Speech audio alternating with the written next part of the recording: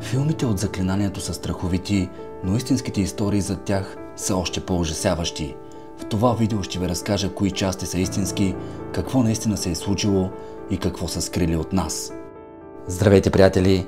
Аз съм Жан, а вие сте с най-зловещото видео, което ще гледате тази седмица. Ако сте гледали някога част от заклинанието, казвали ли сте си: добре, това е твърде страшно, за да е истина?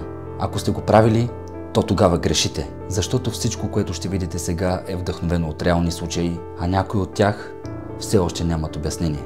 Удряйте по един лайк и да започваме. Истинският случай зад заклинанието. През 70-те години на миналия век семейство Перон се мести във ферма в Роуд Айланд. След като се нанасят, те започват да чуват стъпки, да виждат сенки и нещо зловещо започва да наранява децата им. Ет и Лорейн Уорън посещават къщата и срещат нещо много по-древно от призрак. Духът на вещица, обесена за сатанински ритуали – Батшеба. Ако искате да се потопите в тази история, несъмнено трябва да изгледате заклинанието от 2013 година. Гарантирам ви, че ако не сте го гледали, може да напълните гащите. Не се базикам.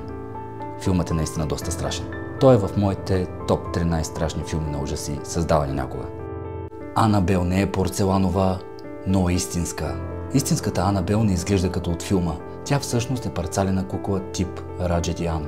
През 70-те години на миналия век момиче получава тази кукла като подарък.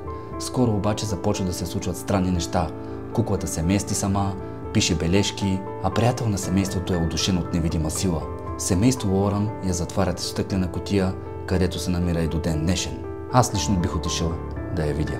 Тук имаме 3 филма за куклата Анабел, но аз ви препоръчам да я гледате в следната последователност. Започнете първо с Анабел 3, тъй като това е предистория на филма, после гледайте единичката и чак накрая изгледайте и двойката. Това е правилният начин, по който трябва да гледате тези филми. Повярвайте ми. Всичките филми са топ, затова ако не сте я гледали, направете го още сега. Монахинята и Валак. Демонът Валак съществува в окултните текстове, но не е монахиня. В реалността Уорън разказва за присъствие в манастир в Румъния, където са извършвали ритуали за заключване на нещо зло. Демонът се проявява чрез образа, от който хората най-много се страхували, а за Лорейн това било монахинята. Има 2 филма, Монахинята 1 и Монахинята 2, като първата е много по-добра от втората.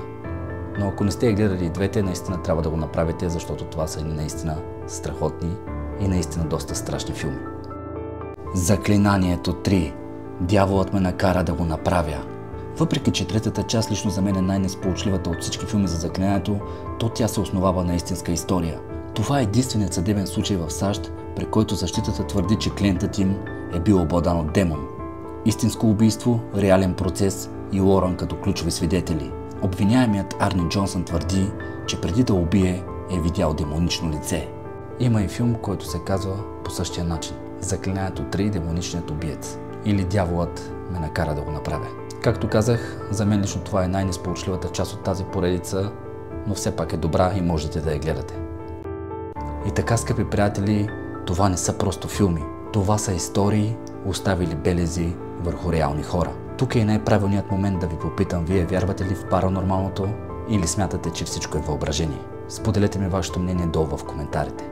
Надявам се днешното видео да ви е харесало, скъпи приятели. Ако е така, не забравяйте да му оставите по един мощен палец нагоре в подкрепа или надолу. Няма значение, всичко това ми помага.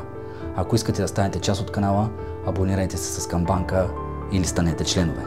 Това беше всичко за днес, скъпи приятели, и помнете, че някои кукли никога не трябва да бъдат отваряни. Чао от мен!